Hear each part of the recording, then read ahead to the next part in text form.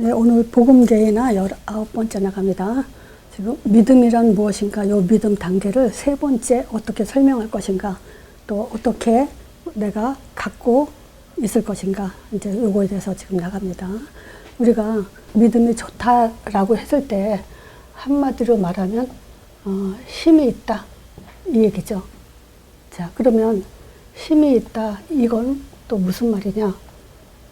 요 문제 앞에서 이 문제에 이길 힘이 있냐 없냐, 문제 앞에서 우리가 흔들리냐 흔들리지 않냐, 이제 그걸 확인하는 것이 우리가 힘이 있다라고 할 수 있죠. 그런데 또 우리가 문제 앞에서 흔들리는지 안 흔들리는지 뭘 갖고 알 수 있냐? 사도행전 1장 8절입니다. 문제가 있어도 우리가 전도자의 삶으로 올인하냐 안 하냐에 따라서 내가 지금 문제에 휘둘리고 있냐 아니냐를 확인할 수 있고요. 또 문제에 휘둘리고 안 휘둘리고는 이 힘이 있냐 없냐에 따라서 거기에 달려있죠. 자, 그러니까 믿음이 좋다라는 말은 이 세 가지가 연결되어 있습니다. 자, 그래서 믿음이란 무엇인가, 오늘은요, 어디에 힘이 들어가 있냐, 이제 그거예요. 성경 기록 목적의 내용을 보면 이제 알 수 있죠. 자, 성경 기록 목적 들어가기 전에 우리는요, 이 종교심을 가지고 신자들의 착각을 확인할 수 있어요. 다 그렇습니다. 저도 제가 신앙생활 처음 시작하면서 착각했던 것들이 지금도 여전히, 또는 과거에도 그랬고 현재에도 그렇고 주님 오시는 그날까지 착각하는 게 바로 이 종교심이에요. 뭐냐면요, 굉장히 열심히 하는 것을 가지고 믿음이 좋다, 이렇게 착각을 했어요. 그래서 열심히 하는 사람들 보면 참 이렇게 존경스러웠죠. 자, 또 순종하면 하나님은 반드시 복을 주실 거다, 이렇게 착각을 했죠.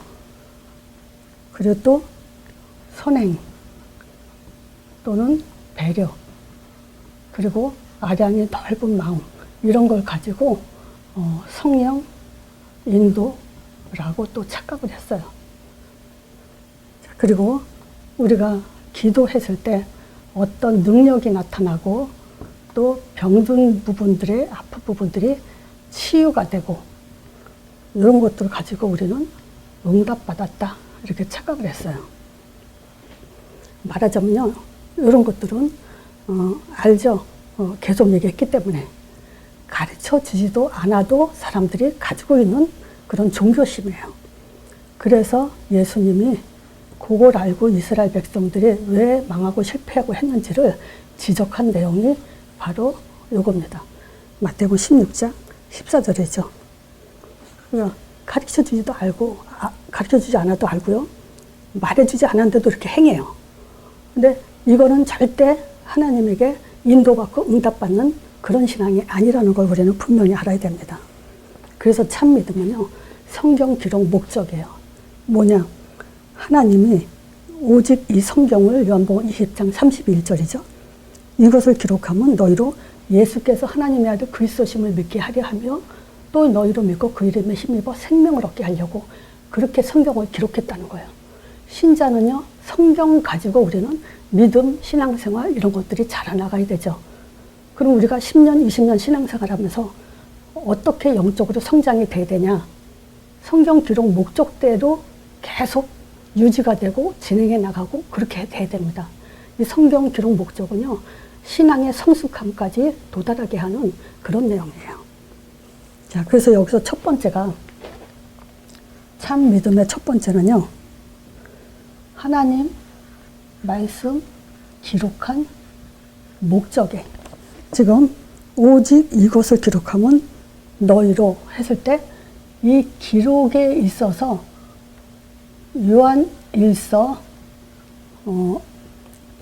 5장 9절에서 11절에 무슨 단어가 나왔냐면요, 증거라는 단어가 나와요. 하나님의 증거. 말씀하지만요, 우리는 이 말씀에는 하나님의 증거가 담겨진 말씀이에요. 그래서 제가 근거 있는 믿음, 증거 가진 믿음, 이걸 강조하잖아요. 그걸 강조해야 됩니다. 우리는 하나님 말씀을 그냥 말씀 그러고 자기가 필요한 대로, 자기가 마음에 닿는 대로 그걸 말씀이라고 암송하고 거기에 착각 누림 이런 것들을 갖고 있었어요. 근데 하나님은 이 말씀을 기록할 때는요, 증거를 주기 위해서, 증거를 갖게 하기 위해서 기록한 거예요. 그래서 하나님 말씀 했을 때 우리는 증거, 이거에 따로 띄지 않고 그걸 마음에 꼭 잘 담고 있어야 됩니다. 9절에 그렇죠?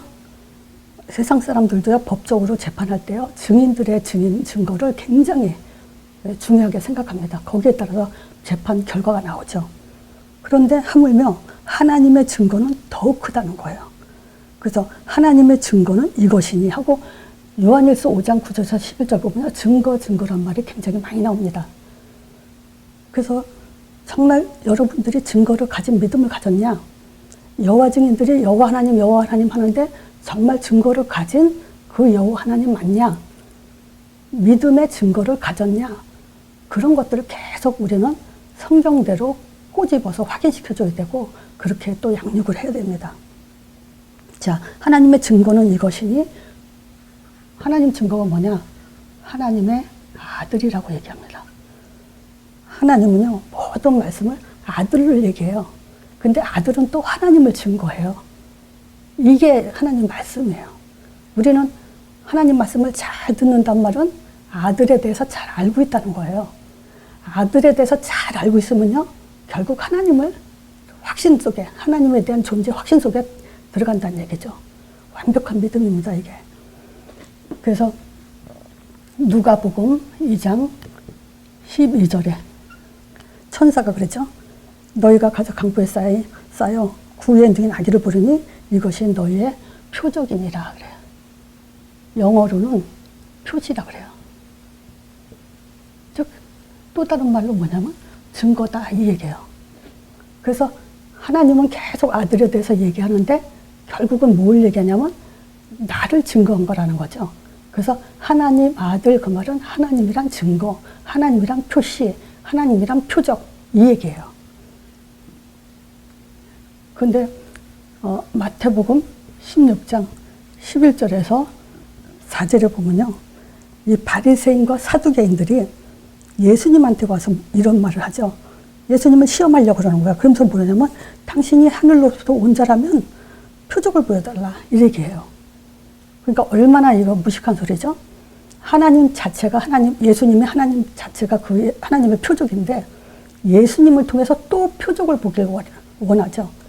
그래서 예수님은 이런 말을 해요. 정말 얼마나 이것이 하나님 보기에 말도 안 되는 소리냐.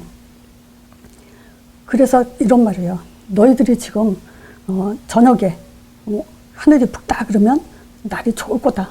또 아침에 보면 붉은 하늘에 또 이렇게 안개가 흐릿흐릿하면 날씨가 좋을 거다. 이렇게 천지는 분별할 줄 알면서 어떻게 하나님의 시대 표적은 분별할 수 없냐 이렇게 탄식하죠. 그러면서 이 세대가 악하다고 얘기해요.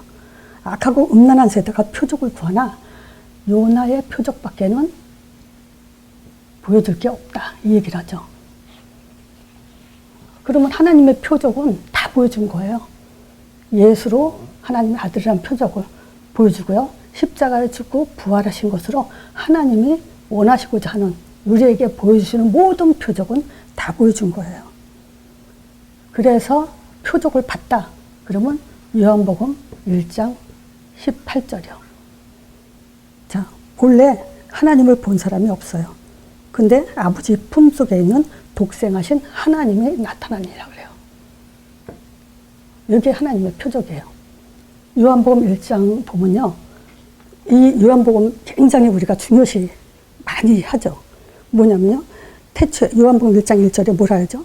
태초에 말씀이 계시라 이 말씀이 하나님과 함께 계셔서 이 말씀은 곧 하나님이시라 그러면서 그가 태초에 하나님과 함께 계셨고 그러면서 만민이 그로 말미암아 지음받았다면서 이 예수님은 바로 창조주라고 얘기하고 어둠을 비추는 빛이라고 하고 영접하는 자에게 하나님 자녀된다 그랬죠. 그러면서 중요한 또 얘기를 했죠. 뭘 얘기했죠? 말씀이 육신이 돼서 오매 우리 가운데 거하심에 우리가 그 영광을 보니까 아버지의 독생자의 영광이 은혜가 진리가 충만하다. 이 얘기를 우리는 굉장히 많이 했어요.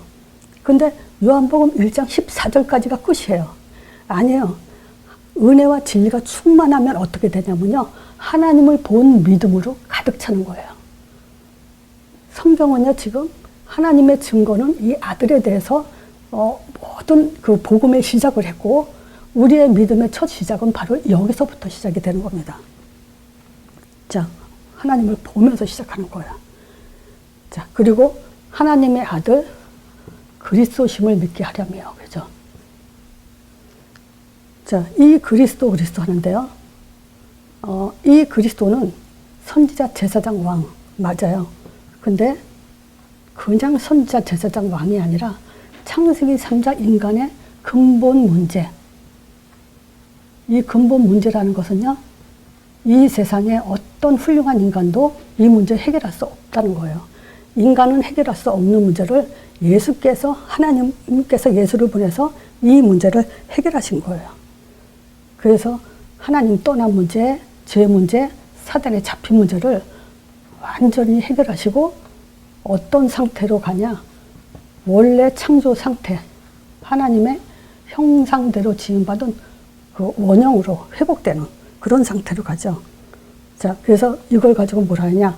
그리스도 삼직 기능 회복이요.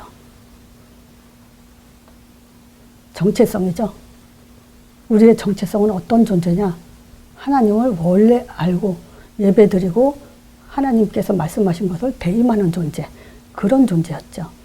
그래서 베드로 전서 2장 9절에 예수님을 3번이나 부인하던 그 베드로가 이런 고백을 하죠.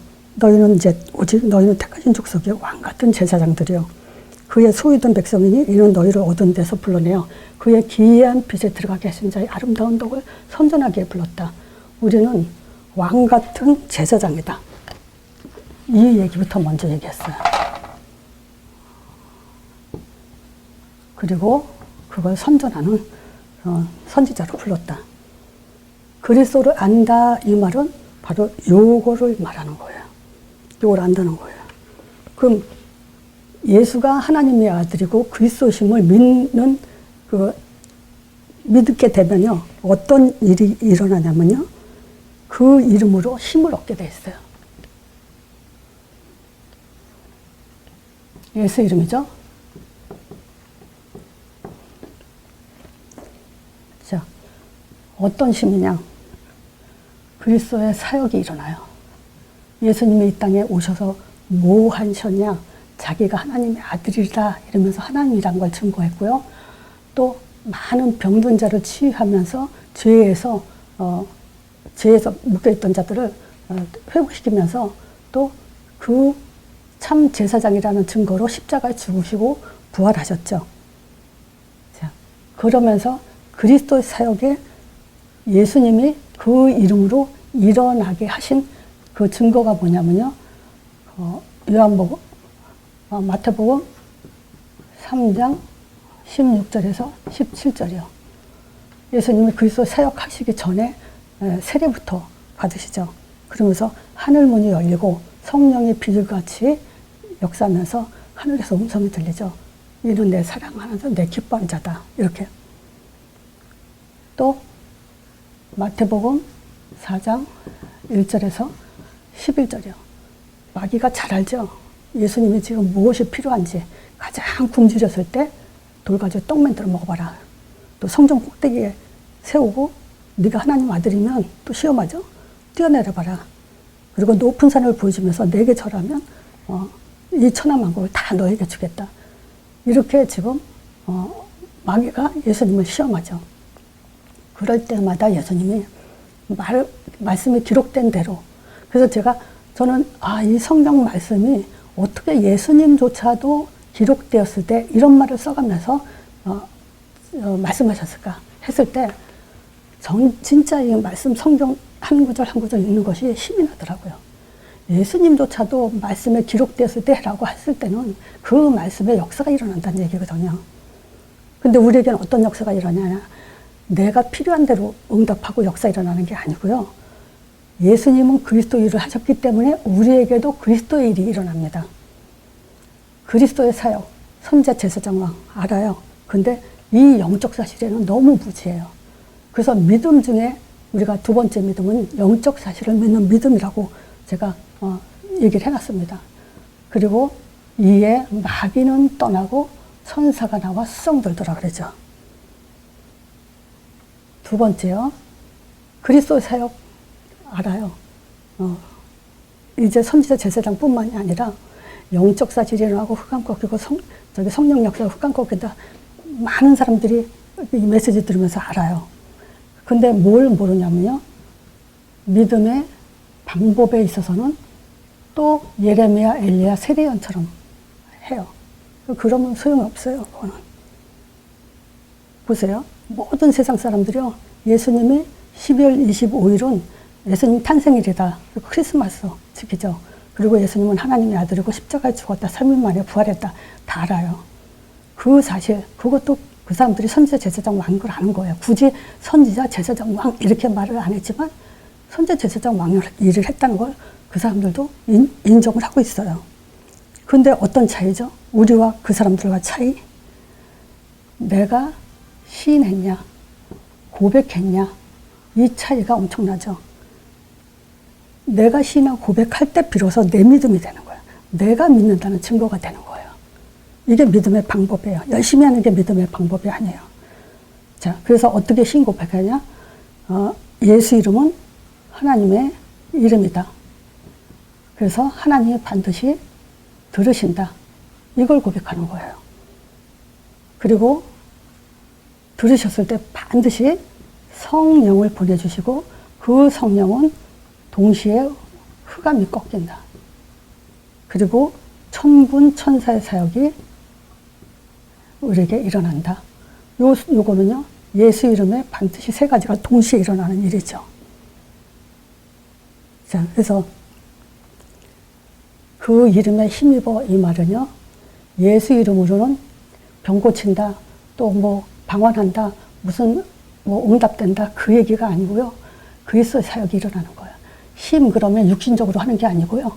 예수 이름에 반드시 그리스도의 사역이 일어난다는 확신이에요. 요거를 신뢰하는 것이 진짜 믿음이에요. 자, 그리고 그것이 내 이름으로 고백했을 때 그것이 나의 믿음이 된다는 거예요.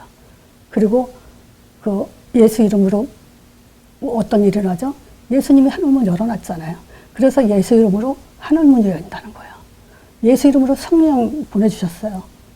성령 보내준다는 예수 이름으로 여기에 초점을 두는 거예요. 그게 믿음의 방법이에요. 예수 이름으로 예수님이 마귀를 꺾어놨기 때문에 내가 예수 이름 부를 때 흑암이 꺾이는 거예요. 그 고백을 하는 거예요. 그게 믿음의 방법이에요. 그러면 때를 따라 돕는 은혜, 천사를 통해서 우리 하나님이 보호하시고 인도하시고 역사하시죠. 자, 그 이름에 힘입어 이제 생명을 얻게 되죠. 이 성령을 얻게 될 때 한마디로 말하면 성령을 말하는 거예요. 이 성령이 우리 안에 내주해서 완전히 모든 구원을 완성하시죠.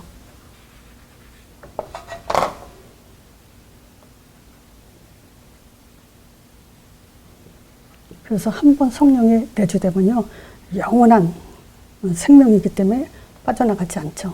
그리고 내주된 성령은요, 우리를 인도하셔요. 어떻게 인도라는 증거를 말할 수 있죠? 사도행전 1장 8절 마지막 메시지예요. 그리고 그 마지막 메시지 속에서 우리가 살아갈 때 반드시 응답도 일어납니다. 자, 오늘 믿음이란 무엇인가? 이거는요, 믿음의 1단계, 2단계 얘기하면서요, 세 번째 단계에서는 어디서 힘이 나냐, 요게 초점을 두는 겁니다. 내가 함으로써 기도하면서 힘나는지, 뭐 행위하면서 어디에 힘나는지, 문제했을 때 기도할 때 힘나는지. 진짜 신앙생활 하면서 주로 보면요, 어떤 상태 되면 기도 쪽으로 많이 초점을 맞춰요. 그럼 기도도 내가 하는 거잖아요. 그럼 내가 해야만 응답이 오는 겁니까? 내가 해야만 성령 보내집니까? 그게 아니죠. 그래서 어디에 초점을 두고 있냐, 그걸 지금 사실은 바꾸는 거예요. 그래서 이번 주 메시지는 요것이 아주 중요합니다. 실제 내가 얼만큼 어디에 신인하고 영적 사실을 얼만큼 믿냐. 그래서 영적 사실 믿을 때요, 예수 이름의 힘을 갖고 믿는 거예요. 예수 이름으로 일어난다는 확신 갖고 믿는 거지, 영적 사실이 일어난다 이것도 아니에요. 흑암이 꺾인다 그게 아니에요. 예수 이름으로는 반드시 흑암이 꺾인다죠. 예수 이름으로 반드시 하나님은 성령을 보내주신다. 거기에 초점을 두는 거예요. 힘이라는 건 확신, 그거예요. 자, 그래서 결론적으로 말씀드리면요, 믿음이 좋다 이 말은요, 힘이 있다는 건데 어디에 초점을 두고 힘이 있냐 했을 때, 지금 요 내용이요, 말씀 기록은 뭐죠? 예수께서 하나님의 아들 그리스도심을 믿게 하려며, 요 내용을 가진 사람이 예수 이름의 힘을 갖는 거죠. 이게 정말 이해가 안 되는 상태에서 예수 이름의 힘입어, 그것도 사실은 아니에요. 분명한 하나님이란 증거, 그리고 그리스도 하는데 정말 그리스도가 뭔지 요걸 아는 사람이 그 이름의 힘입어가 되는 거예요. 그러면 문제 앞에서 이 이름을 갖고 의지해 보세요. 예수 이름 이길 문제 있어요? 없죠. 예수 이름 이길 문제 없어요. 그게 사실은 문제와도 흔들리지 않는다는 거예요. 그리고 보세요. 문제 있어도요, 우리는 이 속에서 사는 거예요. 내주인도 응답 속에서. 문제가 있으나 없으나. 그러면 그거는요, 진짜 사도행전 1장 8절에 인도와 응답 속에 있다면요, 우리는 끝난 거죠. 진짜 참 믿음 속에 사는 거죠. 그래서 믿음이란 무엇인가 해서 예수 이름에 힘입어 여기에 초점을 두고, 우리가 그냥 흘려 듣지 마세요. 성령이 언제 역사냐? 예수 이름을 부를 때. 흑암이 언제 꺾이냐? 예수 이름 부를 때. 여기 예수 이름에 초점을 두는 것이 제대로 된 믿음이에요. 자, 오늘 메시지 여기까지 합니다.